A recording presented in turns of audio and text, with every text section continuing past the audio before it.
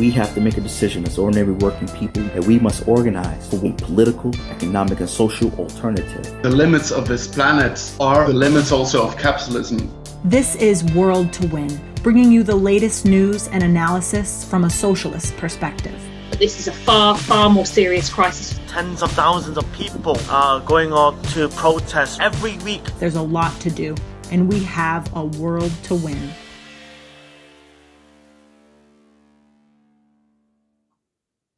Welcome back to International Socialist Alternatives World to Win. Today we're discussing the situation in the US around Black Lives Matter and the presidential elections and a little bit more. We have a lot to cover today, so I don't want to take too much time introducing, but my name's Toya with Socialist Alternative. I'm in the US and my co-host Yara is on the other side of the pond. But before I kick it over to her, I just want to ask that you all share this show with your friends, especially those who vote or reside in the United States.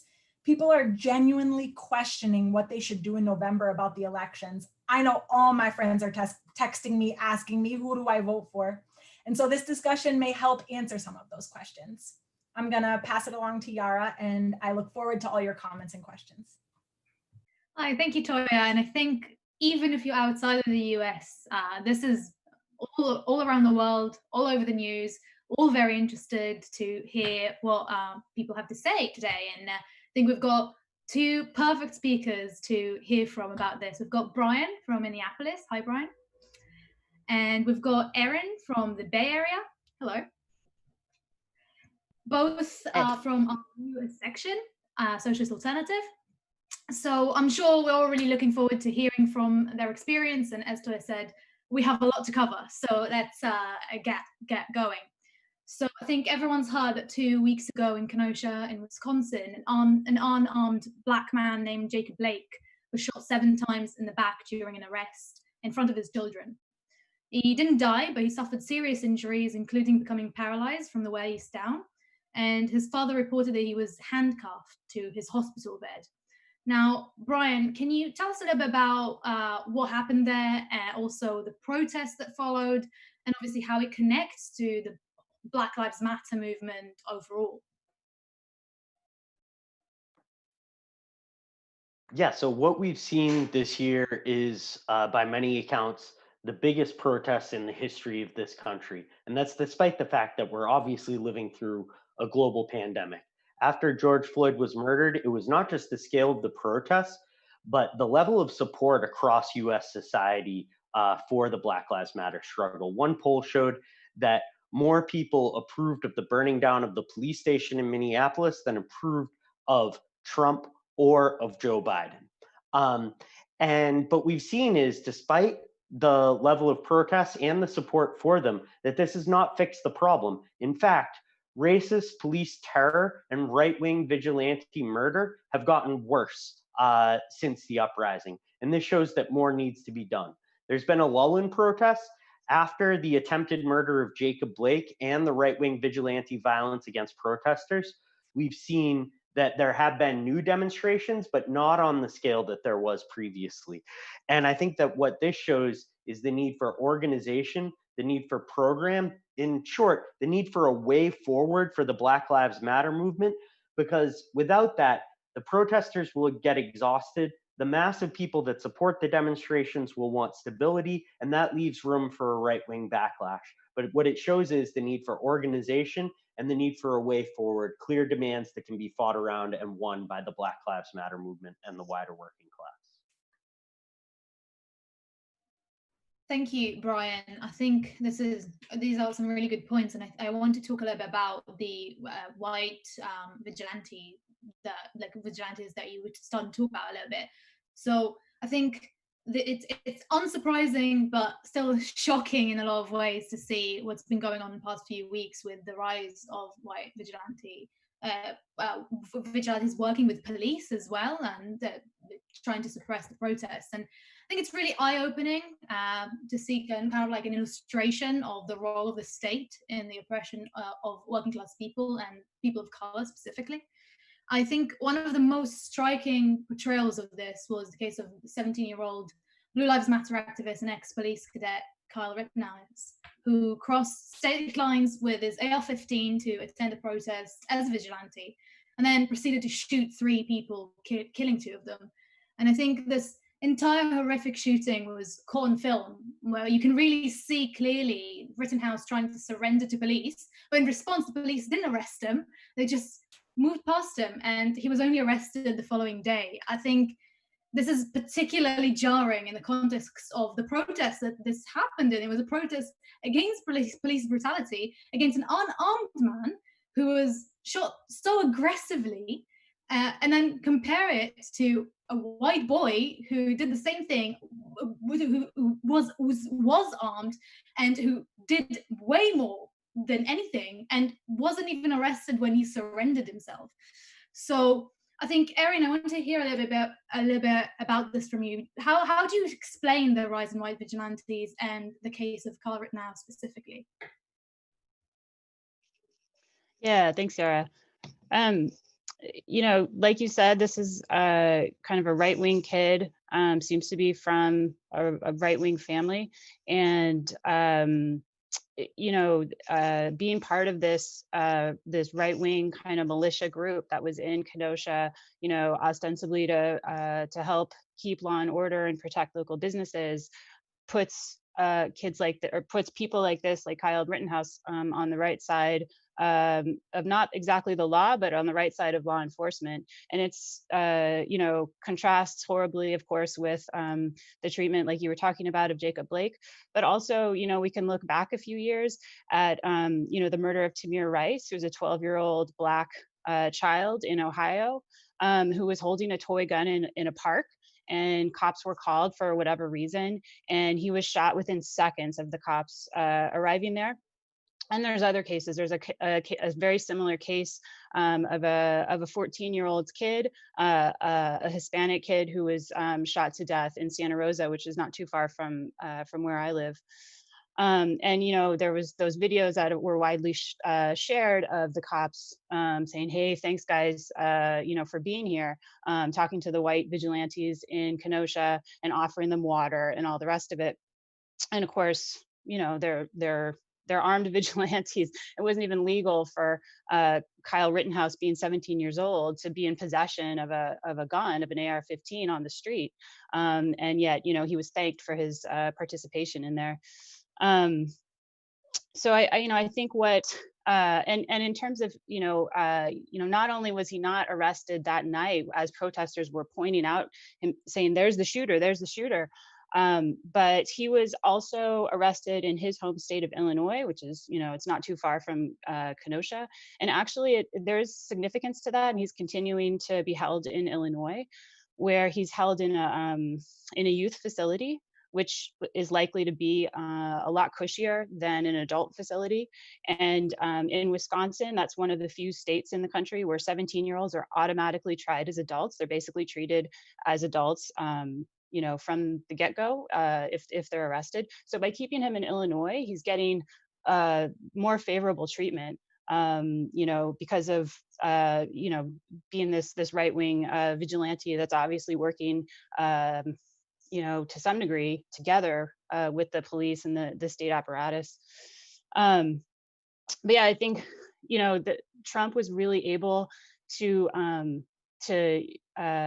go on this talking about law and order, like the breakdown of order in the cities, his emphasis on what happened in Portland, and he's trying to pin Joe Biden as some kind of radical. I don't know if that's going to land, but he did really drum up support from his hardened base. And I think he's given support to the right wing. He's helped, galvanize his hardened base. And that's some of what we're seeing with this turnout of vigilantes, including Kyle Rittenhouse in Kenosha. Thank you so much, Erin. I think, first of all, the issue with kind of like how the legal system is protecting him, even though he murdered 2 people in a legal protest, is actually shocking when you compare the way that the state treats just random Black men not doing anything and not even armed. So that is really shocking. And I think also the implications of what you're talking about, the kind of like the emboldened far right because of Trump, have been worsening all around the world and can worsen even more, especially without like a proper organization of the working class that can actually defeat it and kind of fight against it. And I was wondering, Toya, what do you think about the situation in Kenosha? What do you think the movement's demands should be? I mean, in Kenosha and across the country, we're seeing their actual modern day lynchings. These murders, and the demands right now that they're taking up are demands of defunding the police, which I think are absolutely correct. But before I get into that, I mean, it's insane and actually like heartbreaking to watch just the videos of people getting murdered. Very recently, maybe last week or 2 weeks ago, a man was murdered in Rochester, New York, and they put a plastic bag over his head because he was spitting at the police. And there's video of them just suffocating him to death.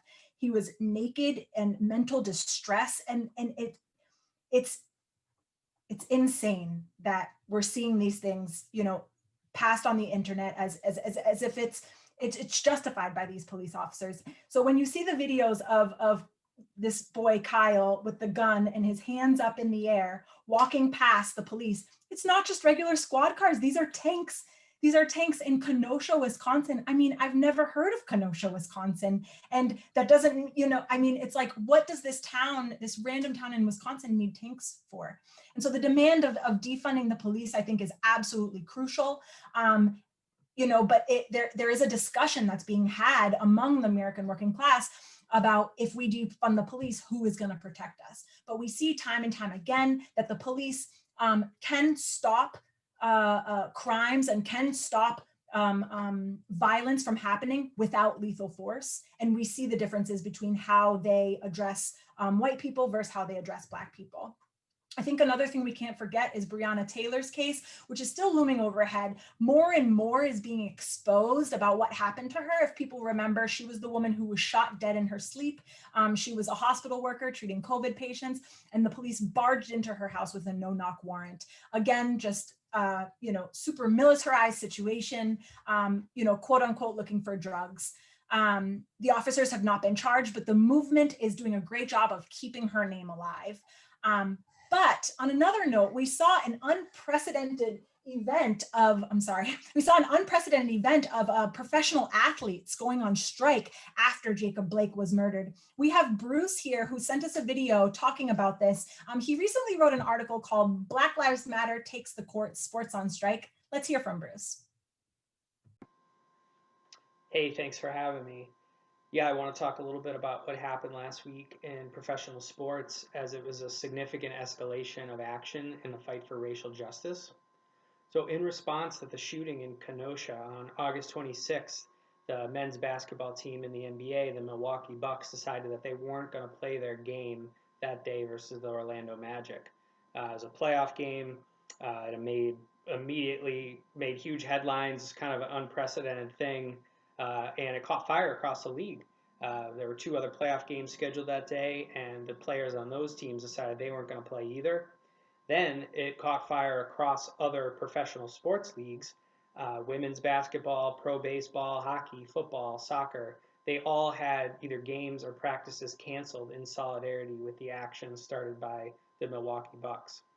The owners and the league administration were caught completely flat-footed by this decision. They didn't see it coming, and it was really important to emphasize that this was a decision made by the players.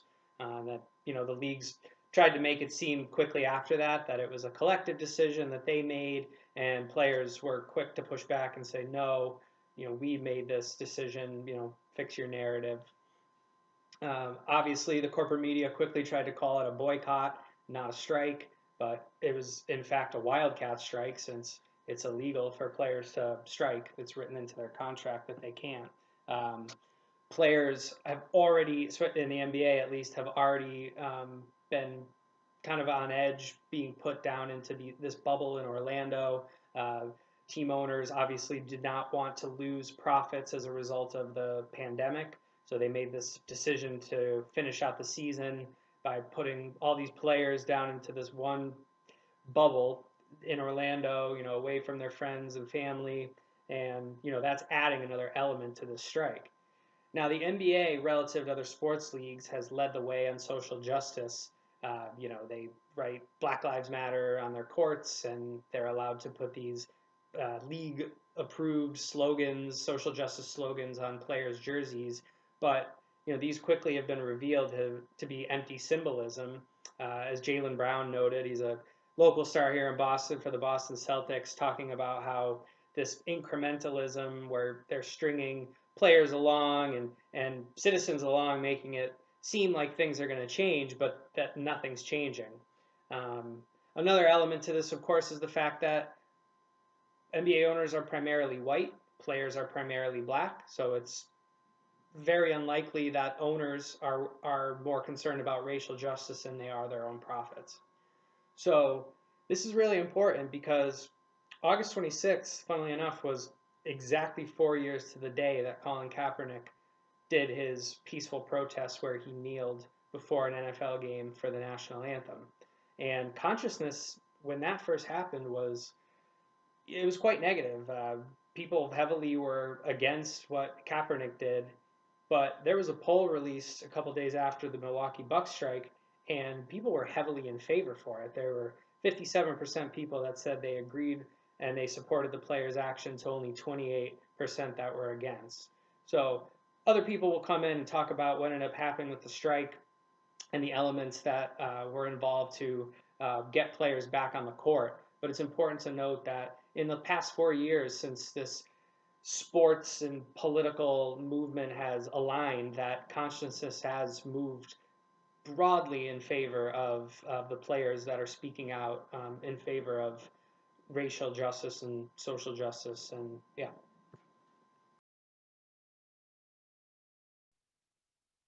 Thanks so much, Bruce. And if you want to learn more about what Bruce was talking about, you can check out socialistalternative.org. And he wrote a whole article about it. But I wanted to ask Brian. Now, Brian, one of the first times I met you actually was at a Super Bowl party. So I know you have an opinion on sports. Could this strike have worked? And how significant is it that not just the NBA, but the MLB, the NHL have all taken action in support of Black Lives Matter?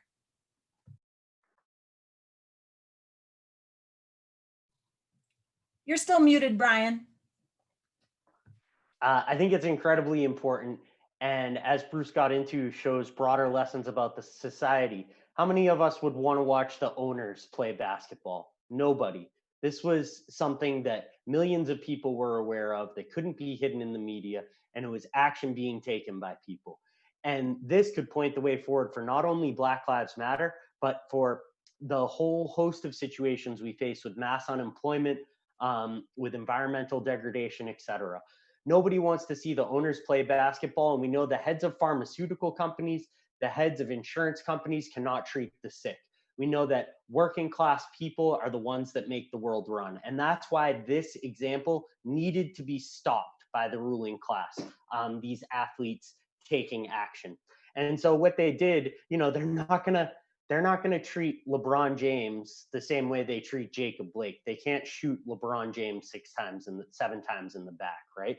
So they needed to convince the athletes that this was the wrong course of action, precisely because it was the most valuable and most potent course of action that could have been taken.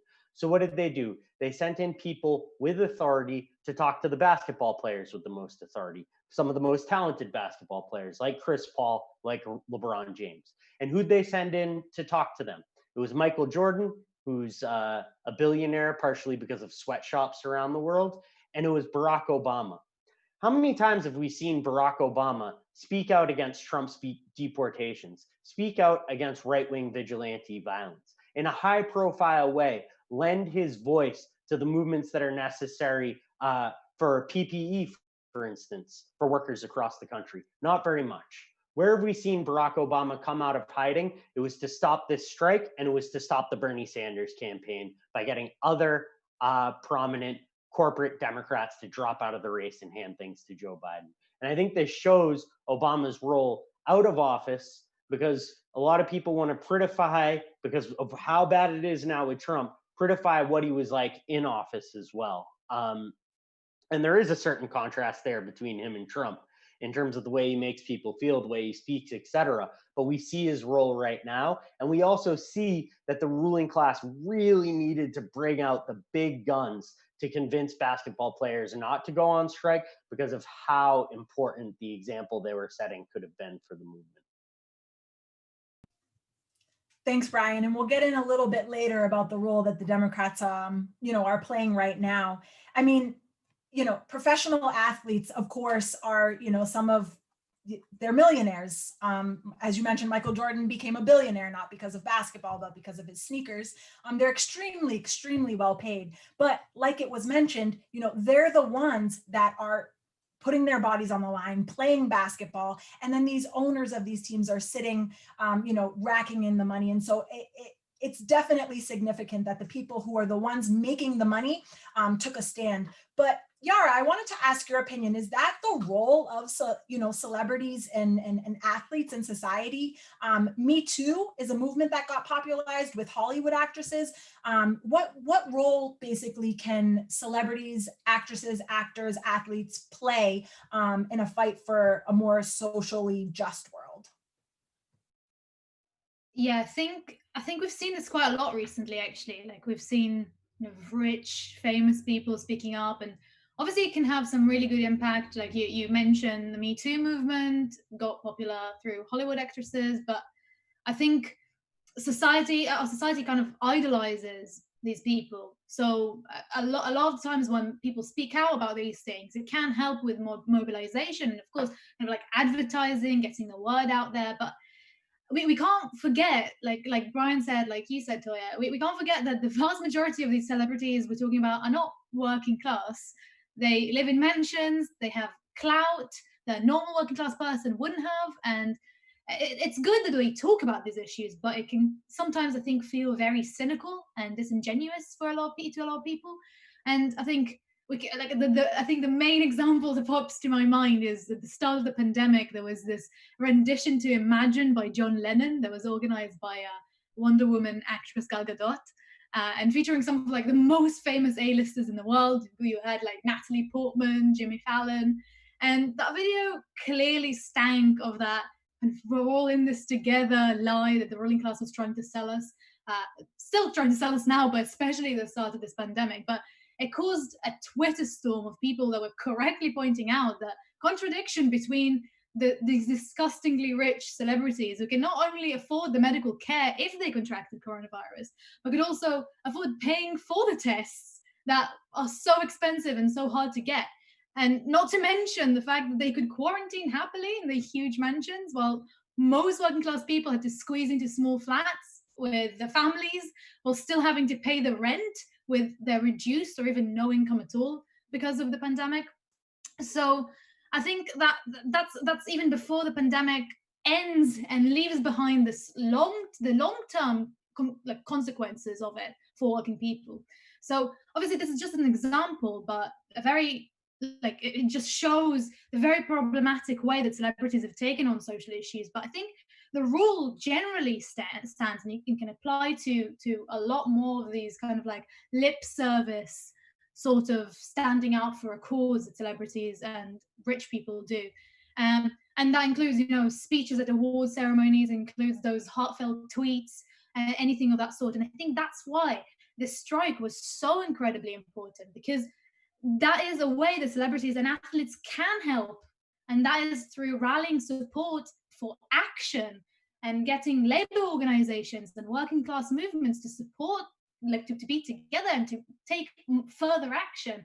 Like the sports strike was amazing, but it should have been backed by the labor movement and it should have been backed by trade unions. Like imagine if it wasn't just sports teams that were striking, if it was like a general strike or a day of action to back Black Lives Matter and to demand serious socialist demands of this movement. I think that could have been really, really powerful, and that could lead to a more sustainable fight of working class people against police brutality. And that's something that we really should support. And that is the way that celebrities can help, if they go and take action in a way that can involve the entirety of the working class and actually make change. I couldn't agree more, Yara. It's just, it's crazy to see how, you know, influential these people are and what they choose to do with their influence. We're going to switch over topics to the US elections, but I'm sure these themes will be coming back to us. I want to talk a little bit about the primaries that were going on. They ended a couple of weeks ago here in the US. Normally a much more active and exciting process. They were pretty uneventful. Brian mentioned earlier how, you know, Bernie Sanders was no longer fighting. We in Socialist Alternative were preparing for a contested convention where the Democratic National Convention would choose who their candidate was going to be. That didn't happen with Bernie dropping out. Also, this was the first time that these conventions happened online. Like many of us, we were, you know, still getting used to life on the internet and using Zoom, which has been great. But the DNC and RNC were both online. The DNC focused mostly on talking about how we can take down Trump. And ironically, they gave more speaking time to some moderate Republicans than they gave to some more progressive and left-wing Democrats, people like AOC. And then the RNC, on the other hand, was focusing on law and order, getting these protests and riots, you know, under control. But both sides were claiming the danger and how unsafe it is to have a presidency under the opposite person. So what I want to talk about is, you know, who's in the lead right now? Is there a clear front runner? Erin, what's your take on the presidential election so far? Yeah, you know, Biden is still leading the polls. I think he had a bit of a bigger lead some weeks back, and it has narrowed somewhat, but he has a fairly steady lead in the polls overall, and in a lot of the battleground states, and some of the battleground states are more like toss-ups. And, you know, the conventions were an interesting spectacle. You know, they were online for the first time, like you said. The ratings were actually not very good for them. They drew fewer viewers than conventions have in the past. And the polls suggest that not much changed as a result. It's not like, you know, Trump got a big bump or Biden actually coming out of the convention. So, you know, I think it's an incredibly volatile situation as we've seen in the United States. You know, from the Black Lives Matter movement to you know, these mass protests to all sorts of the coronavirus, basically, you know, continuing to be out of control. I mean, it's gotten better somewhat. Rates are going down, but it's still, you know, could. You know, things could easily turn around, and you know, people are continually dying every day of the coronavirus. It's really not under control. It's pretty tough to say with any certainty that, you know, we expect Biden to win or we expect Trump to win. And you know, particularly because Biden is just a completely obedient representative of U.S. capitalism, and really, you know, there are people who are, you know, falling off a cliff financially right now with the, you know, disappearance of service sector jobs. A lot of people, you know, they're lining up at food banks. There's, you know, so much economic distress. It would not take you know, some policies, putting forward some policies in a strong way that would benefit working people right now would be incredibly popular. And, you know, Biden really doesn't do that. He rejects the big policies that excited so many people who were Bernie Sanders supporters. He rejects Medicare for all. You know, he doesn't support the Green New Deal or, you know, any of the major environmental policies that Bernie Sanders talked about. You know, so in a lot of ways, you know, he's calling for unity. It's an anti-Trump message. He's kind of attacking the character of Trump a lot. You know, there's definitely a certain element to this feeling like a repeat of the Clinton campaign, which of course was, you know, a total disaster for the Democrats. So given the total catastrophe of the coronavirus in the United States, it really should be Biden's race to lose. I mean, Trump is, you know, he's in the White House. He's he's been responsible for, responsible in a lot of ways for how bad the coronavirus has been here. So it seems like, a challenger should have an open road to victory in a lot of ways, but Biden just doesn't excite people. There's no enthusiasm. I mean, there's enthusiasm. There's definitely Democrats who will be, looking forward to voting against Trump, but not so much for Biden. Whereas on Trump's side, you definitely have a certain core of support that will be very enthusiastic Trump voters. I mean, there's a lot more that could be said on this, but I'll stop there. Yeah, I completely agree, and I think it's also like completely understandable, like why people want Trump out so bad that they're willing to consider basically anything else. I think that kind of like semi-dystopian feeling that a lot of people have is very strong when you look at people like Trump, and as more far-right figures are filling the void that the left has left. And I think that this fear is also not unbased. Like you said, there's a lot of things that Trump has done that show that voting for him or having him in office is very, very bad for the working class. Like he's definitely not a person who should be let into a position of power.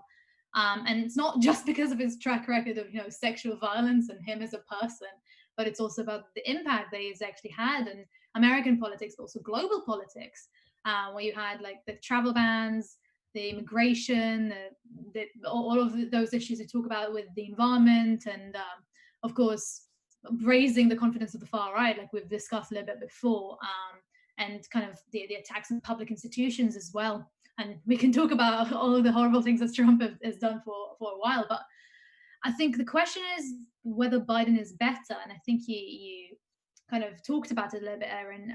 He kind of is presented sometimes as kind of a progressive knight that will save us from Trump, but he's a moderate Democrat at best. I think he practically voted against desegregation.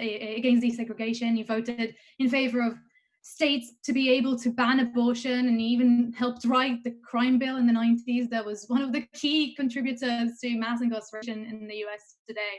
And there's, again, a long list of things that we can talk about how Biden isn't such a progressive character. And I think him kind of picking Kamala Harris is also really problematic, and I think raises a lot of questions with people, because in the day and age that we are living in, it's all about kind of representation, and Kamala Harris is the Black woman, Black strong woman even, and I think that a big question that we should ask is whether Kamala Harris is a progressive, whether voting for Biden is actually voting behind the scenes for someone who is progressive despite Biden's flaws, because of Kamala Harris's role. And I mean, we kind of know about their history with support for police, etc., calling themselves top cop and stuff like that.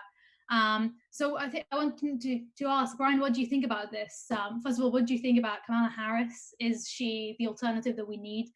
Do you think that we should kind of like lie back and think of England and vote for Biden because he feels less bad? Do you think the harm reduction or lesser evilism works?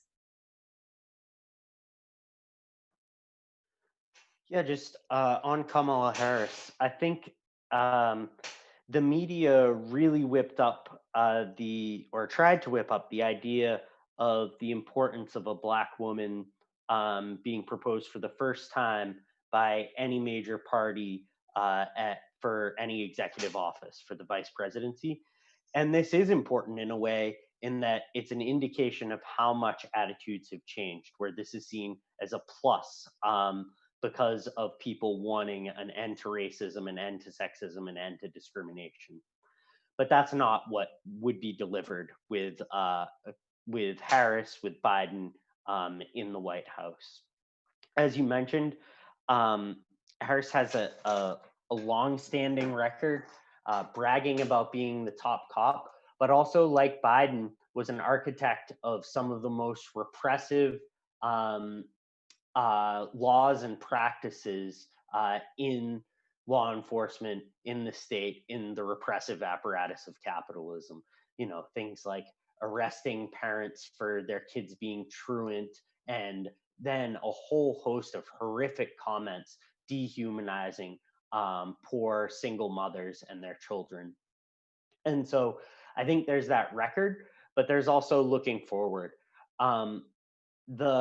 We need to look at what gave rise to the Trump phenomenon and not forget about that it was people angry at politics as usual, angry at insiders, angry at career politicians bought off by billionaires.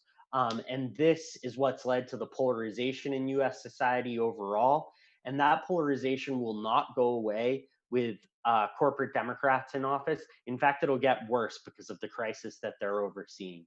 And in fact, with the Biden-Harris presidency and with the logic of lesser evilism, and the Democratic Party, as Aaron got into, as Toya got into, going actually further to the right as their base goes to the left, this type of cocktail in society is exactly what could give rise to an even greater growth of the far right. I would say even more than a Trump second term, the threat of a growth of the hard far right is really acute under a Biden presidency.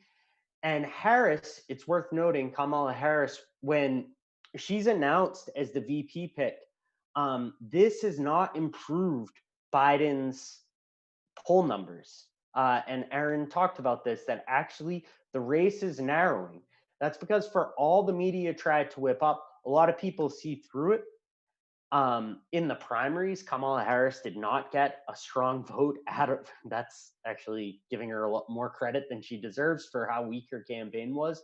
And actually what we see is flowing not just from this vice presidential pick, but what it embodies with the convention and the Democratic Party trying to also pose as a law and order party and not offer a way forward for the struggles that people face. We see the potential for an opening for Trump right now in this election, and down the road, we'd see the potential for Trumpism and something even worse than that to grow in US society.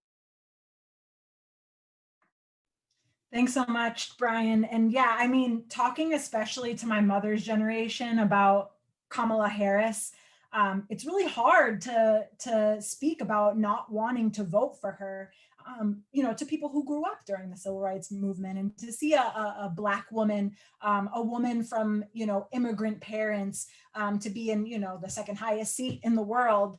It's hard to argue some of those things. And, a lot of people from that generation, what they tend to do is blame millennials and blame Gen Zers for not voting. But it's not that we're not voting, it's that we're not inspired by these candidates. We're sick of hearing this argument that we need to wait and it's not the right time and not now. I mean, for all of the 2000s, we've been hearing that. From the inauguration of George Bush, we've been hearing it's not the time now to fight. It's not the time now to fight. But our system here in the US is just so outdated. I mean, we have two parties. And so I wanted to talk a little bit about, is it the time now? We've been hearing for decades that it's not. Is it the time now to start fighting for a new party? Aaron, what do you think about, people in the US beginning to the process of fighting for something new? Yeah, I mean, Socialist Alternative has been arguing consistently, even well before 2020, that working people need their own party in the United States. And, it's a big thing to take on. There's no doubt about it, right? Like the two-party system in the United States is probably the most stable, the most, long-lived two-party system, I think, in the world, and has really served the capitalist class incredibly well in keeping people sort of pivoting maybe between the Democrats and the Republicans without actually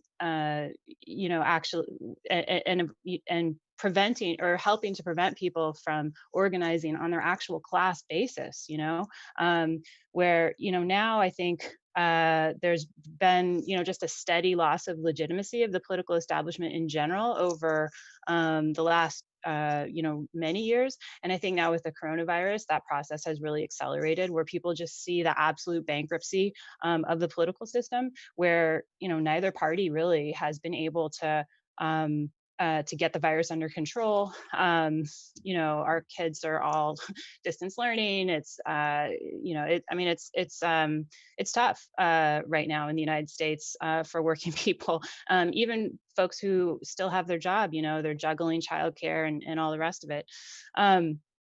So people have a lot of people, I would say in general, people are moving left on so many issues, and have been, and the Bernie Sanders campaign has really showed that, and has helped push those ideas even further, on criminal justice reform, on Medicare for all, the Green New Deal, and now the explosion of the Black Lives Matter movement also shows that people are hungry for new ideas. They're hungry for policies that really benefit working people. And there are more and more people who are more and more clear about the nature of the two-party system, about who the Democratic Party really represents. And there's not a lot of confusion about who the Republican Party represents in general. I think there's really an enormous void politically in society, and a left party that really represented working people, that took no money from corporations or the super wealthy, that was organized, from the bottom up, so that working people could have a real say and contribution in how politics happens. There's a huge void for that kind of formation in the United States. And this could be a home both for the social movements that we've seen. It's not been that long, but there were huge environmental protests where high school youth and sometimes even younger were coming out in huge numbers, calling for a Green New Deal.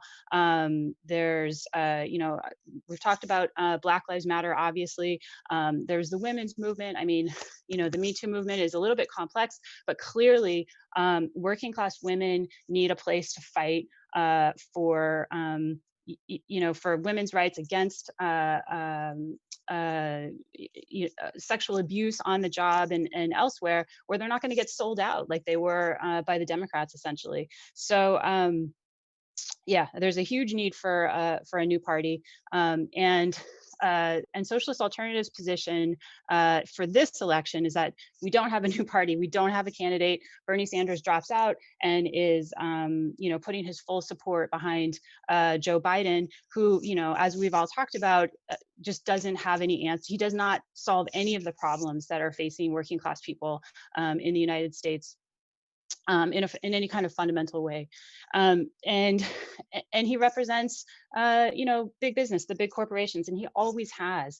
He has a clear record in his many years in politics, and so Socialist Alternative's position is that we think people should stop supporting the Democrats, and they should stop supporting them now. That we don't want to see Trump reelected, but we also think that it's important that the only real answer to fighting the right is to build a party of the left, to build the left as something that's a pole of attraction, especially as so many young people are moving to the left.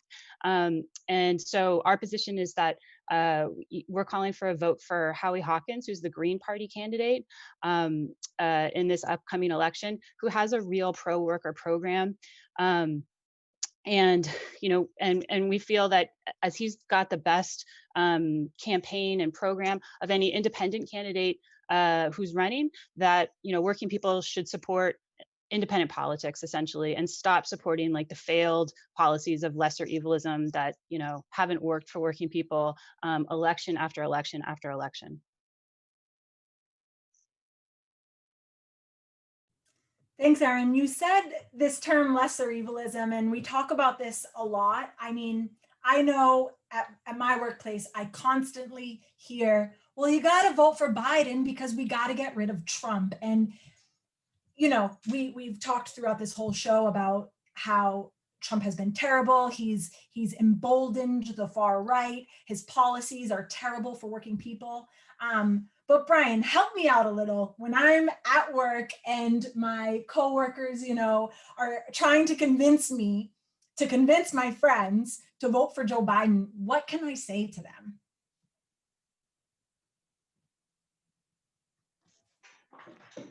Yeah, I think we don't want to see this cycle go on. I think people are receptive to the idea that Joe Biden isn't going to deliver for them. People know that he's not going to solve the economic crisis. He's not going to give Medicare for all. He's not going to give a Green New Deal.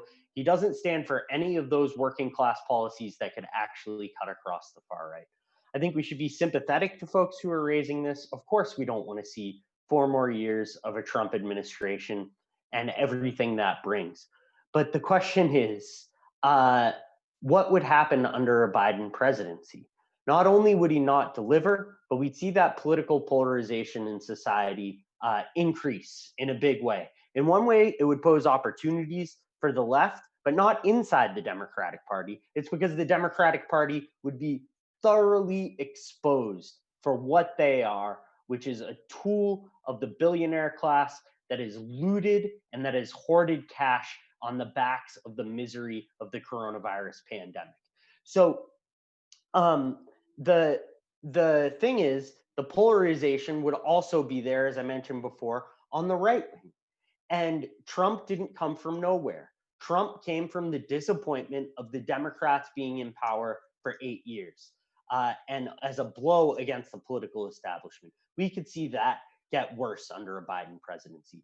The underlying roots of why there is this growth in right-wing populism is because an alternative isn't being posed for working class people, for young people, and for oppressed people as a clear political alternative, as Aaron mentioned, as a party. We need to make steps in that direction. And why now, people say over and over again, every 4 years is the most important election ever, do it some other time. And there's some truth in that this time around. But the thing is, the situation is urgent. And taking those initial steps in order to form a working class party has never been more needed and has never been more crucial than it is right now, with the potential catastrophe that humanity is facing under this capitalist blind alley towards environmental destruction, towards increased racism, towards increased authoritarianism. And that's why we need to make this step right now. If folks don't agree with you, they're still saying, yeah, I agree, but I'm going to vote for Biden. Okay, fine. We'll continue that debate. But do you agree that we need to get organized? Do you agree that that Biden isn't going to deliver for us? And therefore, that points in the direction as well that we need a stronger labor movement, that we need a better organized Black Lives Matter, that we need continuous struggle on all these issues that the Democrats are not going to fight for us on. And that is going to bring people into collision with the Joe Biden administration down the line. Thanks for giving me some tools. I'm going to try it out at work on Tuesday because tomorrow is Labor Day in the US. I know in other places it's May 1st, but we celebrate it tomorrow. So luckily I have the day off, unpaid, of course.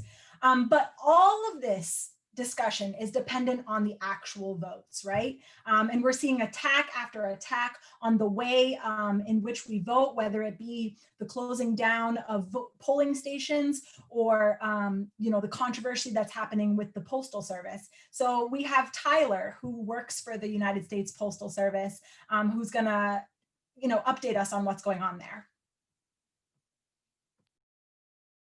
Hi, my name is Tyler Vassar. I'm a letter carrier at the United States Postal Service, and I'm a member of the National Association of Letter Carriers, Branch 9, which is the union that represents city letter carriers at the Postal Service. The United States Postal Service has been in the headlines a lot over the last few weeks because the new leadership of the Postal Service, the Postmaster General, has instituted major sort of disruptive changes to service. And it's also clear that the Postal Service will likely play a pretty critical role in the upcoming presidential election due to a higher percentage of mail-in voting this time around due to the pandemic. So in May, the new Postmaster General, Louis DeJoy, was appointed. He's basically a Trump appointee. He's a huge donor to the Republican Party and to Trump himself.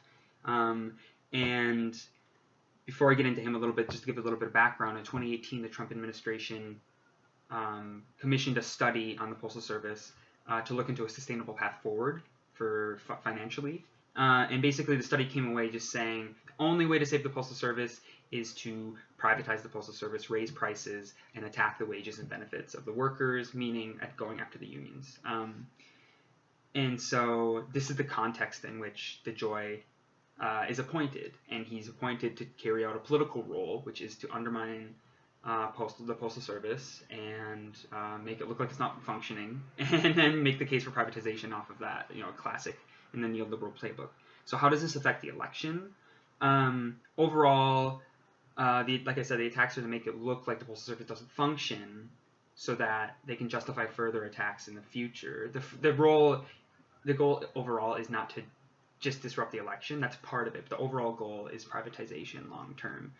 Trump has also just been attacking mail-in ballots and mail-in voting for weeks and weeks. And basically, I think he's kind of preparing his base, his supporters, for if he loses the election, he can use that as justification.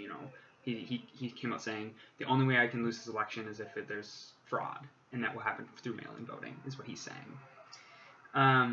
And I think, as socialists, this is a clear attempt at voter disenfranchisement, and as socialists, we need to fight for voting rights and fight against voter disenfranchisement, because that would especially affect working class people, people of color, and poor people overall. And a big part of the Black freedom struggle in the 50s and 60s was voting rights, and even today, it's still a part of it, fighting voter disenfranchisement.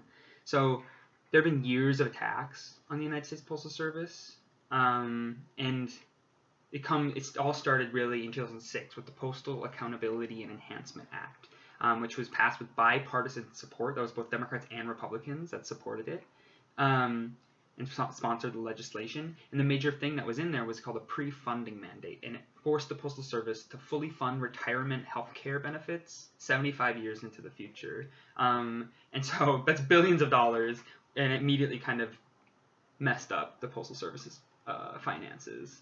And before that pre-funding mandate, the Postal Service was actually making money. So it's very clear that was an attempt to make the Postal Service look like it was failing. And the Postal Service is a crucial service for a huge part of the working class in the United States, including retired people, disabled people, people living in low-income neighborhoods, as well as people living in rural areas. Most delivery services don't just deliver to rural areas because it's not profitable. And just one thing is the Postal Service delivered over 1 billion prescription medications last year. So it's a very crucial service, it's a lifeline to a lot of people. And we just think about so much more could be done with the Postal Service. We deliver to every single house in the country, every single day. I think if we had postal banking for rural communities and low-income neighborhoods, as well as universal mail-in voting, those are just a couple of ideas. One of the many things we could do with this public service.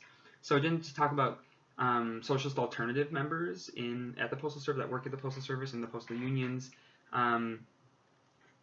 Just to put it in the context, we're just starting in the U.S. We're just starting to see the beginnings of rebuilding a fighting labor movement after decades of defeats. Just starting to see the beginning of that.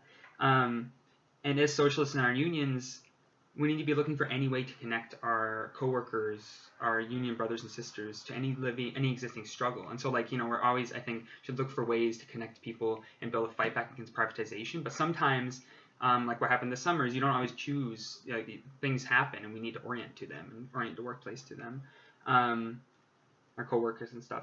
And that happened during the Minneapolis uprising after the murder of George Floyd at the hands of the Minneapolis Police Department. 2 post offices were burned to the ground in those protests because they're right next to police stations. And I organized, as well as other socialist alternative members in the postal unions, we organized with our coworkers to have a press conference in front of one of the burned down post offices. And we said, you can rebuild a post office, but you cannot bring back the life of a man who was murdered by the police. Let's be clear what this movement is about. We stand with the movement. And it was very empowering. It was a way to kind of show our coworkers that this is what a union can do. And so, like, I think we can use that energy to try to build off of that to point towards a fight back against privatization, which I think is very possible. And yeah, so I hope that this was helpful in giving people some background on what's going on with the Postal Service and how it's connected to the presidential elections in 2020.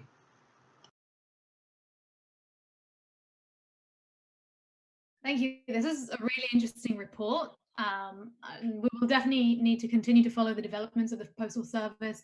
I know that when I watched that video, I was kind of shocked, as someone obviously not from America, that some delivery services don't go to rural areas. And I was told that to send a birthday card to a rural house through private postal services, it costs $15, but through the federal service, it costs 51 cents.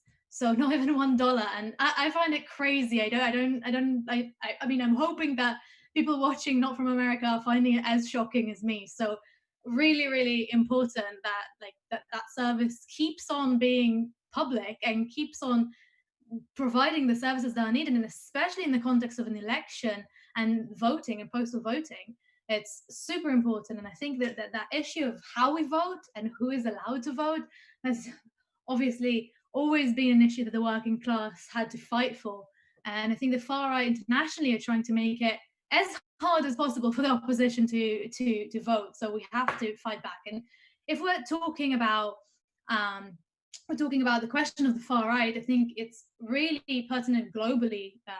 I think Trump, obviously, as the leader of America, has really emboldened the far right generally around the globe, and it has got a major impact on the world in terms of the security that the far right feel when they go out on the streets now, and when they're kind of raising their heads out of their holes now.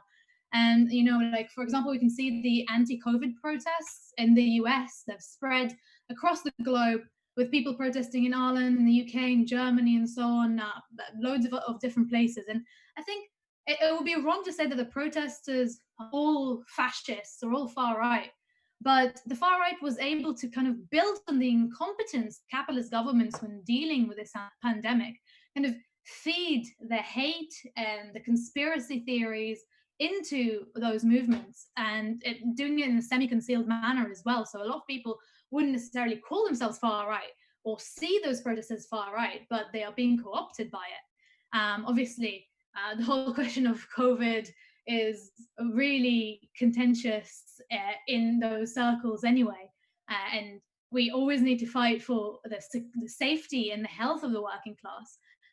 But those right-wing organizations manage to kind of obscure that, and they make ordinary people who have lost a lot due to this pandemic kind of point fingers in the wrong directions, instead of pointing the fingers at the system that allowed this thing to go in the way that it had. And I think it's a really scary situation. I saw a few comments as well about this now, because we like, it's always scary when the far right feels so emboldened and so powerful in the US and outside of it, on a global level. Like, we can see all of these far right leaders kind of gain more power as well. And I think the left has to provide a real socialist alternative on a working class basis to fill this vacuum, because this vacuum is the thing that granted the far right the ability to co-opt the fear under the false pretenses that they have. And we can't do that without having an organized working class. We have to be organized and prepared to fight against it and present an actual alternative that will show the way of how to fight the right, but also how to fight the establishment and the system that is causing it. And we have to kind of point the blame at the right people. We have to point the blame at the people who are causing this, the ruling class and their profits. And I think the first step towards doing that is joining Socialist Alternative. So someone will definitely post a link in the comments and contact us. We have organizations in over 30 countries around the world. So make sure to join us if you want to build this resistance against the far right internationally. And as we're talking about protests and fighting the far right and fighting capitalism, I think we're seeing those kinds of protests all around the world. We can't kind of, be stuck in a rut of thinking about the far right all the time. And one of the biggest places where we're seeing incredible protests is Belarus. And today's demo in Belarus was attended by over 100,000 people. This is weeks into this movement. This is really incredible. You can see it on the screen. And the banner that you're seeing it reads, "Down with the dictator, all power to an assembly of all workers," which I think is really great and really gives us, I think, some hope when we're talking about fighting the far right, especially in countries where maybe it seems to be growing bigger and bigger. So now we will move without further ado to another area of the world, and it's time for our shout out of the week. So Toya, who are we talking about this week? Thanks, Yara. We're talking about the Socialist Alternative Branch in the US Bay Area, which is in California, San Francisco, Oakland. The shout out of the week goes to them. They are literally trying to breathe in the middle of the California wildfires. Like we saw in Australia, this is something that we see every year in California, but with the warming of the planet and the problem of droughts, it's way worse than we've seen before. Already 1.5 million acres have burned this season, and it's the second worst in state history. In some areas, they're recording record high temperatures of 130 degrees Fahrenheit. I Googled it, that means 54 degrees Celsius. People are being evacuated, and they're even using prison labor to fight the fires, which is absolutely disgusting. Wildlife is dying. It's a terrible situation. So Socialist Alternative Bay Area is organizing a meeting today, which takes place on Zoom, so all of you can participate, and it's happening in just 2 hours. So wherever you are, it's at 2 p.m. Pacific time in the US. Please join them for a discussion on what can be done to mitigate climate change. And some speakers that will be there. We'll have an evacuated resident who will be speaking of their experiences and what they're having to go through right now, and also a firefighter who's on the front lines battling the blaze. So great work to the Californians, and make sure you stay safe out there. Tune in next week, same time, same place. We'll have another exciting show for you. See you all then.